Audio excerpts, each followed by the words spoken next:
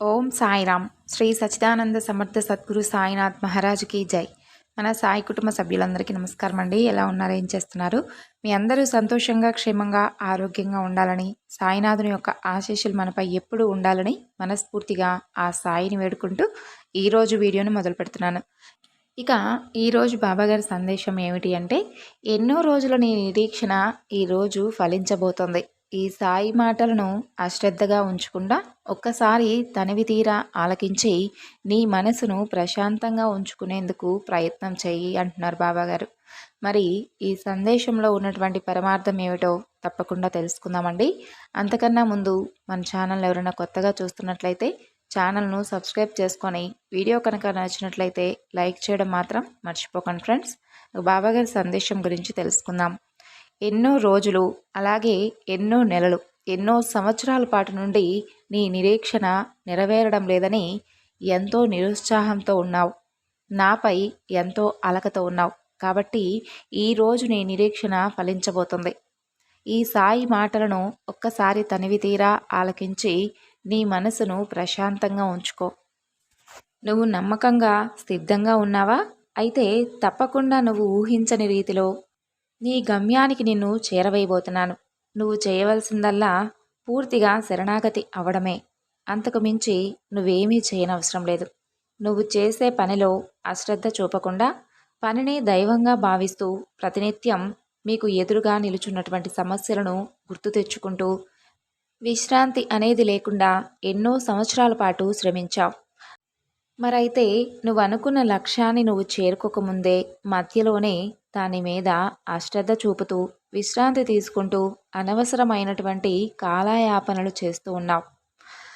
కాలయాపన చేయవద్దు అని చెబుతున్నాను. ఆ తర్వాత మరలా నువ్వే బాధపడాల్సి వస్తుంది.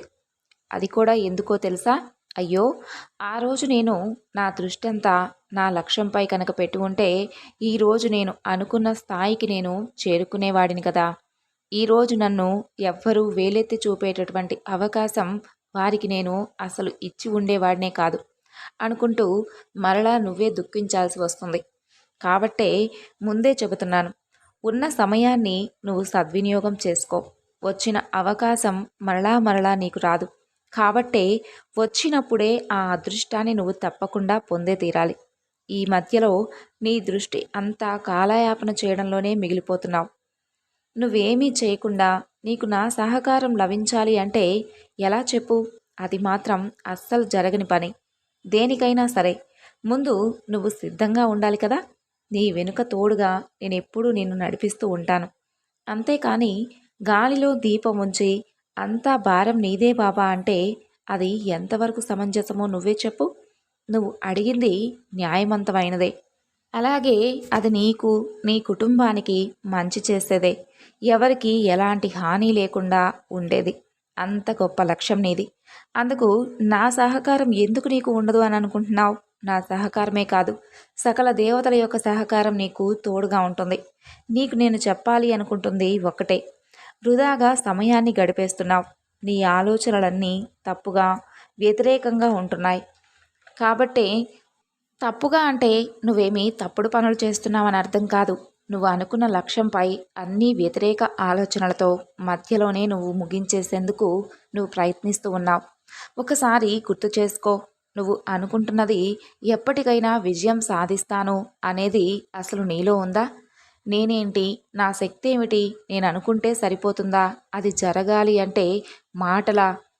ఏం చేస్తాంలే, ఇంత తక్కువ ఆదాయంతో నేను ఇంకా ఎంత కష్టపడాలి, దానివల్ల నాకు, నా శరీరానికి కష్టమే తప్ప, శ్రమే తప్ప, ఇక అందులో మాత్రం నాకు ఎలాంటి లాభం కనిపించడం లేదు అంటూ ఇలా ప్రతికూలమైనటువంటి ఆలోచనలతో సతమతమవుతూ ఉంటూ దాని గురించి పూర్తిగా మర్చిపోయావు. ఒక్కటైతే గుర్తుపెట్టుకో, ఏది అనుకోగానే పూర్తి చేయలేవు. నీ కలలన్నీ నీవు నిజం చెయ్యాలి అంటే ఎంతో శ్రమించవలసి ఉంటుంది. కాబట్టి ఇన్ని సంవత్సరాలు శ్రమించావు, ఎంతగానో నిరీక్షించావు. పిచ్చితనంగా ఇప్పుడు సమయాన్నంతా వృధా చేస్తూ ఉన్నావు. అదేవిధంగా నీకు దేని యందు మంచి జరుగుతుందో, దేని వలన నష్టం వాటిల్లుతుందో ఈ సాయికి తెలియదా చెప్పు? ఒక్కసారి నేను అనుకున్నదే తడవుగా ఎక్కువ ఆదాయాన్ని సాధించాలి, ఎక్కువ ఆదాయాన్ని పొందాలి అని నువ్వు ఎప్పుడూ ప్రయత్నించవద్దు. ఆ విధంగా నువ్వు అస్సలు ఆశలు పెట్టుకోవద్దు. నీకు తెలుసా, మధ్యలో ఏదైనా అద్భుతం జరిగి అదృష్ట దేవత వరిస్తుందేమో. తక్కువ ఆదాయం అని దేనినైతే నువ్వు తేలికగా తీసి పడవేశావో అదే రేపు నీకు మంచి గమ్యాన్ని చూపించే విధంగా మారబోతుందేమో. నీకు తెలియదు కదా. చిన్న ఆదాయమే రేపు నీకు బంగారు భవిష్యత్తును ఇచ్చేందుకు సహకారంగా ఉంటుంది. నువ్వు నిరాశకు గురైనా దానిపై మరలా ఒక్కసారి దృష్టి నిలిపి చూడు. నన్ను నమ్మి దేని ఎందైతే అశ్రద్ధ చూపి వద్దు అని అనుకున్నావో దాని ఎందు కాస్త సమయాన్ని కేటాయించు. నీకు అమితమైనటువంటి తెలివి, ఆలోచించే విధానం, చాలా చురుకుతనం ఉంది. ఏదైనా కానీ సాధించేటటువంటి ఆత్మధైర్యం ఉండి కూడా నువ్వు ఇలా ఆలోచిస్తే ఎలా? నేను చెబుతున్నాను, నీకు మంచి విజయం అందబోతుంది. గొప్ప విజయాన్ని నువ్వు పొందబోతున్నావు. దానిలో నీకు కలిగే అదృష్టాన్ని చూసి నువ్వే నమ్మలేనంతగా ఆనందాన్ని తప్పకుండా పొందుతావు. అందుకే ఈరోజు నీకు సహకారంగా ఈ సాయి చేతిని అందివ్వబోతున్నాడు. నీ నిరీక్షణ ఫలించే విధంగా చేయబోతున్నాడు. ఇక నా అనుగ్రహం తోడవగానే తప్పకుండా నువ్వు ఒక గొప్ప అనుభూతిని పొందుతావు. ధైర్యంగా ముందుకు అడుగువేయి. అందులో నీకు ఎంతో ఉన్నతమైనటువంటి స్థితి కలగబోతుంది.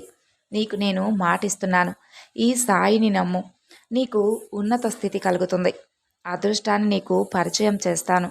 నువ్వు నీ కుటుంబం సంతోషంగా ఉండేందుకు మంచి మార్గం ఇదే. కాబట్టి అనవసరంగా సమయాన్ని వృధా చేయవద్దు.